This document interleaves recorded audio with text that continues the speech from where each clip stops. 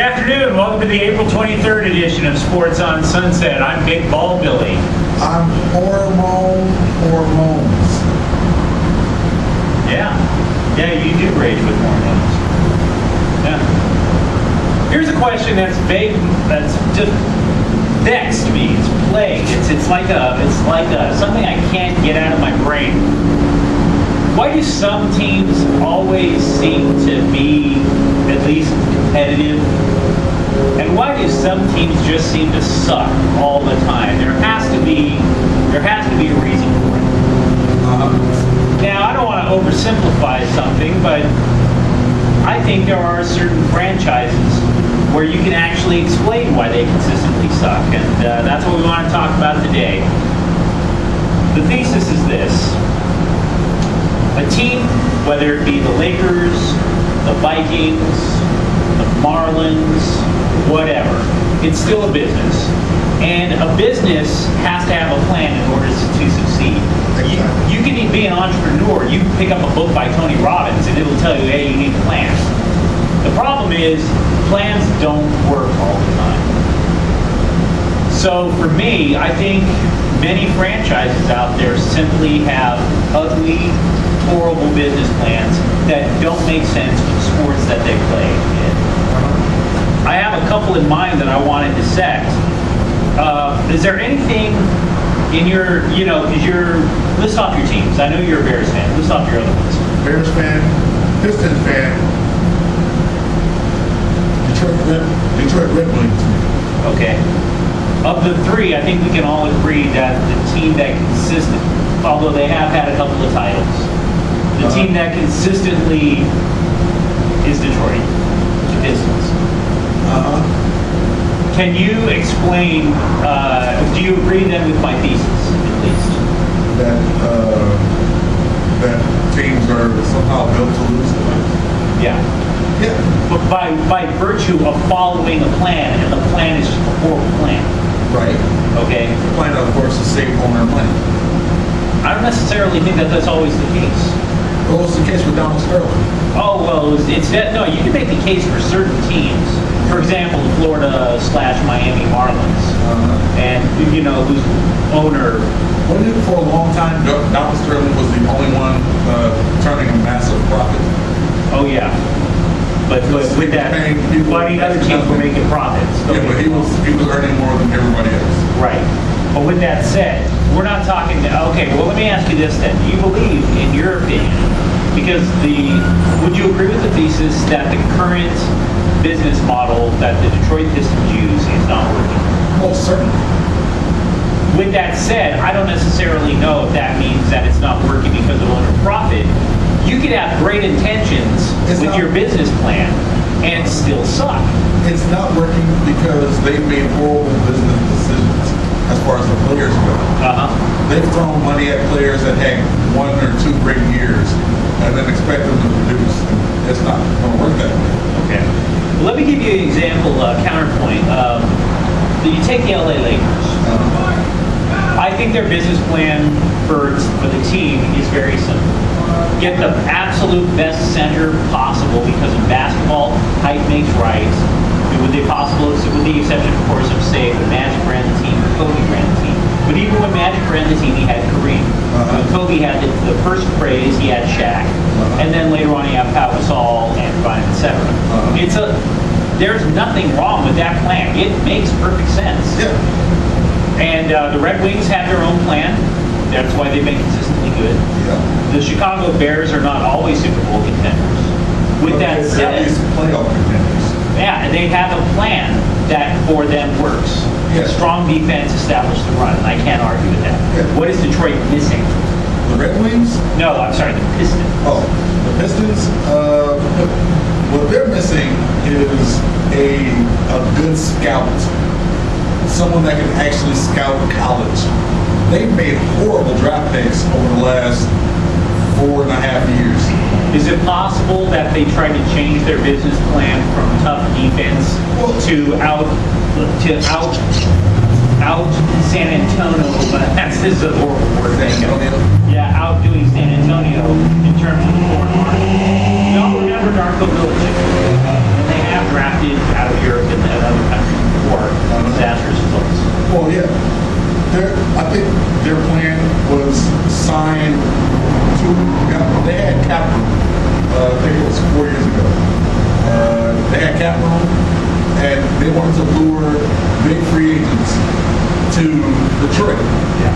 biggest two free agents at the time, for some reason, were Ben Gordon and Charlie Villanueva, who they threw a combined $70 million at.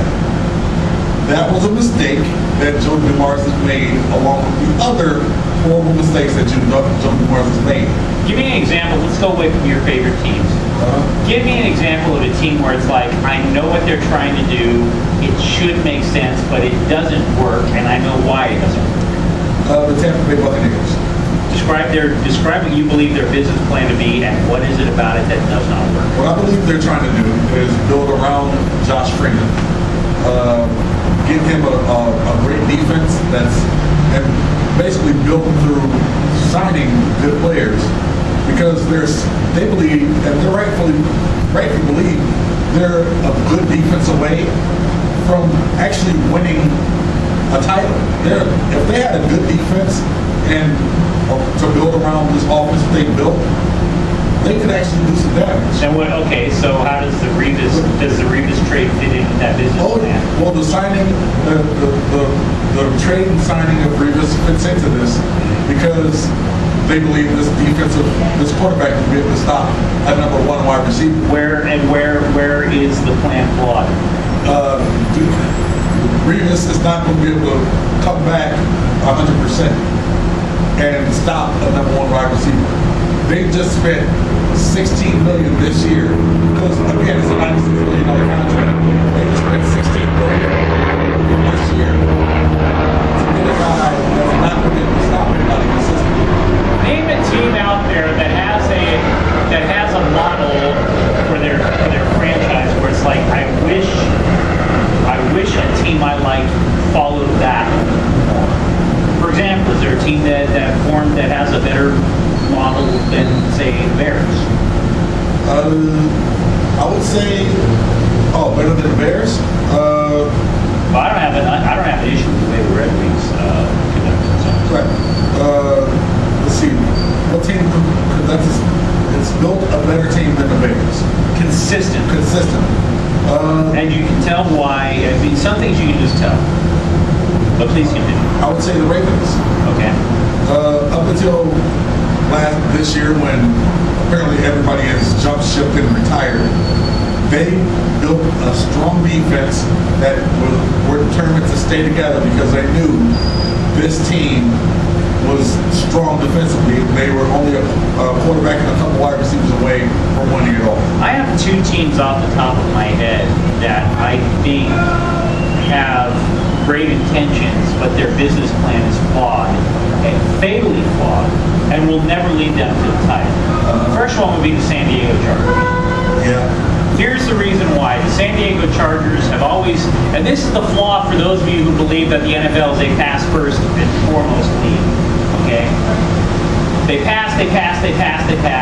Next to no running game right now, and the idea is to just put up so many points that they overwhelm you. It hasn't worked. The one time the Chargers got to the Super Bowl was when they actually said, we are not going to play football like that anymore. They said, we are going to punch you in the mouth with running and stop you with a strong, diversified defense. Their quarterback was Stan Humphries. He's an afterthought when you compare Stan Humphries to anyone that has lost in a Super Bowl. Yeah, well, I mean, but you know what I mean. What I'm saying is, you compare that to all the other supposed great quarterbacks in the history of the Chargers: Fouts, Rivers, even John Hadle. Who's the guy who got into the Super Bowl? The one who led a team that ran the football and played solid defense. And as far as I'm concerned, the Chargers will never, if they continue to follow that plan of passing, and putting up more points and this, that, or the other, they will never really be a contender for the Super Bowl. The only other team that in their history that really was a legitimate contender for the Super Bowl, that was one where LaDainian Tomlinson was there. Yeah. And they had a strong defense. Yeah. Sure, they had Rivers under center, but the way that they won football games was by stopping you with a diversified defense coached by Will Phillips. Yeah, not only him, Phillips, and a whole bunch of other guys, Merriman, and again running the football. So I see that as where if they have a business plan. It makes sense to them that that's the way to win football games, but it's not the way to win championships. Right. The other team that comes to mind in a different sport is the Phoenix Suns. Not since Dan Marley left town have we been any good. Well, that's not just part of it. I mean, they've had good players, and that's what they have. In my opinion, their philosophy is we are going to run you out of Dodge, Right. which is okay in the regular season.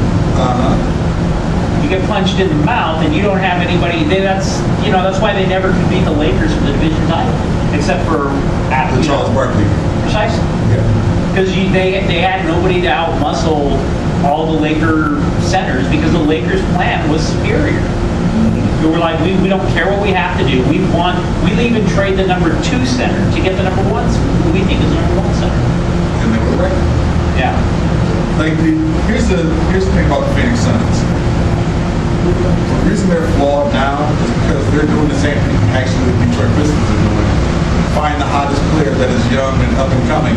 Like Chris Paul was quoted as saying, "We can't afford to keep Eric Bledsoe around, and he's going to be a starter next year or something." Yeah. That's the problem. Eric Bledsoe is not going to lead anyone to any championships ever. He's a solid backup point guard. He's not a starter. No, he's a spark plug. He's Vinnie Johnson. That's what he is. There's a lot of players in the league right now that are Vinnie Johnson. They're backup point guards that come off the bench like Jamal Crawford and score. That's what they're supposed to do. When Chris Paul was injured earlier this year, he sat out a bunch of games. Eric Bledsoe's job was not to go on a 10-game losing streak. That's Eric Bledsoe. That's a lot of the point guards. That's Ben Gordon. That's Shannon Brown. That's all these guys that Brown, who now, of course, runs the point over Phoenix. Exactly. But that's what's going on in the league. They sign these guys that are hot point guards, hot off guards, hot in-between guards that can score. They expect them to be point guards, but they're not. Why don't you tell them what's on your mind, brother? What's on my mind, funny enough that we ended up kind of talking about them anyway, is the NFL draft. The NFL draft is this week, and as such, I'm a huge Bears fan. 30 years ago was the draft of all drafts, as they say, the vaunted '83 draft, where Dan Marino was drafted number 24, I believe. And Ton of great quarterbacks. yeah, you had John Elway drafted number 1. You had Jim Kelly. 12, 14 Super Bowls between all these guys that were drafted? Out of that draft, you had a player that is apparently forgotten in that draft, and he doesn't need to be. Eric Dickerson. Eric Dickerson was drafted in the '83 draft, but yet we talk about Michael Blackledge, whatever the fuck that guy's Todd name. Blackledge from the Chiefs. Yeah, Todd Blackledge. He's mentioned as, hey, great draft. Todd Blackledge? What the fuck is Todd? What did he ever do in his career? What Tony Eason did more in his career than Todd Blackledge. And we don't mention Eric Dickerson. 12,000 yards rushing. No mention whatsoever. So I'll bring this back to the Bears. Chicago has a very early pick, yet again, because suck. Thank you to Lovie Smith. Appreciate that. The Bears are looking to draft a middle linebacker because they've let Brian Urlacher go. They could have just, re-signed him and drafted a linebacker to let Urlacher train him to take his job in a year. But no, we let go of the one guy that can actually play defense on a team and can lead a defense. The Bears might be looking to get Manti with their pick in the first round because, he's a middle linebacker and he can tackle people. Sure, he's gullible and naive and he can fall for this. Hey, look that way. Chicago, whoever's running the show there now, I forget who it is. If you guys draft Manti in the first round instead of drafting a quarterback, I will personally catch the train to Hallis Hall and piss on whoever's desk I have to piss on. It will be the dumbest mistake, even dumber than Even dumber than drafting Cade McNown, whatever the fuck that guy was. What was it? Cade McNown. Cade McNown. He played at you. Yeah, you fucking pieces of shit. Even dumber than drafting Rex Grossman. Even dumber than letting Brian Urlacher go. You guys are better than this, man. I don't care anymore. You guys are better than this. Please, stay away from Matt Tatillo. Please. Pretty please. Becky, if you don't draft Matt Tatillo, this will be the last donut I ever eat in my life. Folks, on my blog, shoulderpadsandhandcuffs.com, I have a weekly roundup of all the professional athletes who get arrested, called the Prison Shower Power Rankings, just to poke a little fun at whose teams get people arrested more often than not. I think the Bears have 3, either 2 or 3. The Raiders 4, and that's nice. But with that said, people ask me, why don't you have one for the colleges? Because that's a lot of work. Well, today I did. We've had the debut of the male cheerleader power rankings. Why does this matter? Well, 2 reasons. One, the whole point of the blog is to illustrate how idiotic it is to claim you're morally superior when you have felons on your team, probably. Or at least high misdemeanors. The number 1, since my blog came into existence, the number 1 criminal team in college sports is the University of Arkansas. Woo! Razorback! Sue-wee! 7 people arrested, including 3 from the baseball team. But even more important than that is who is tied at second for number 5 with 5 arrests. West Liberty. I don't even remember where Western Liberty is. What I can tell you is this. Among the 5 people who were arrested included their athletic director, James Watson. Yeah. Great leadership over at West Liberty, including one night where he got arrested along with a whole bunch of other people in a wild drunken rampage at a hotel. So, if one person gets arrested, let's say, for example, you're the Baltimore Ravens and Rolando McClain gets arrested over the weekend. Everybody goes bananas. They need to get rid of Rolando McClain. Well, what happens when 5 people get arrested from one little university that none of us know about, and one of them happens to be the athletic director? Quote, West Liberty University has complete confidence in its administrators and respects their privacy in matters like this, said the university president, Robin Capehart. Stop trying to say this is a moral outrage and it's a fait accompli that people are going to get fired. Nobody gets fired. Nobody gets ran. So you may as well laugh at it. West Liberty. Western Liberty. You have more people arrested this year than the University of Alabama, LSU, Missouri, Syracuse, Texas, Tennessee, USC. I could go on and on. There's only Penn State. Yeah. You are currently tied since October with Georgia and Middle Tennessee State. Middle Tennessee State, those are thugs. Yeah.